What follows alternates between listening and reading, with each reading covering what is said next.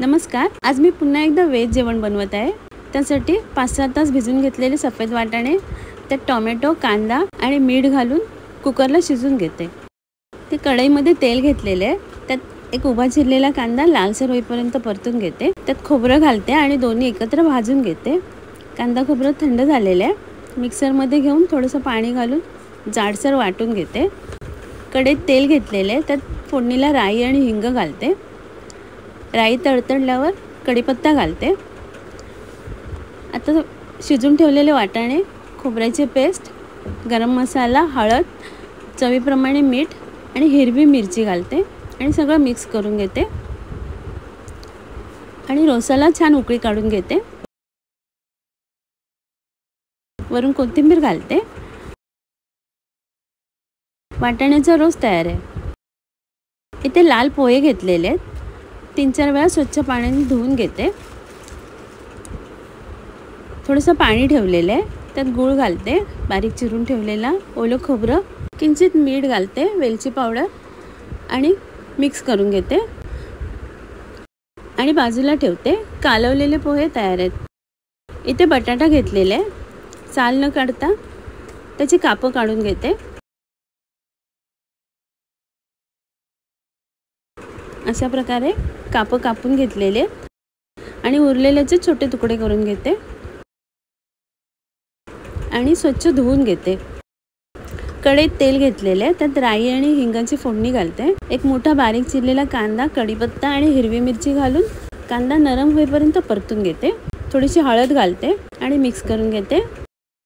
इथे गवार घेतलेले, साफ करून तोडून घेतलेली, ते परतून घेते। बटाटा घालते आणि मिक्स करून घेते। थोडंसं पाणी घालते आणि सगळं एकत्र मिक्स करून झाकण लावून शिजायला ठेवते भाजी। बटाटा शिजलेला आहे। आता ओलं खोबरं घालते, चवीप्रमाणे मीठ घालते, भाजी मिक्स करून घेते, कोथिंबीर घालते आणि झाकण लावून वाफ काढून घेते। 3-4 मिनिटांनी झाकण काढलेलं आहे। गवारीची भाजी तयार आहे। इथे कापं घेतलेले आहेत स्वच्छ धुवून, त्यात लाल तिखट, हळद, हिंग आणि मीठ घालते आणि बटाट्याच्या कापांना व्यवस्थित लावून घेते।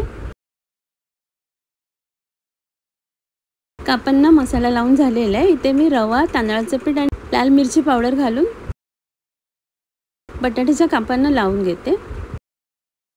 इथे पॅनमध्ये तेल गरम करायला ठेवले, त्यात कापं फ्राय करायला ठेवते आणि झाकण लावून शिजायला ठेवते। 2-3 मिनिटांनी झाकण काढलेलं आहे। आता परतून घेते, पुन्हा झाकण लावून बटाटे शिजायला ठेवते। 2-3 वेळा परतून मी बटाट्याची कापं शिजून घेतलेले आहेत।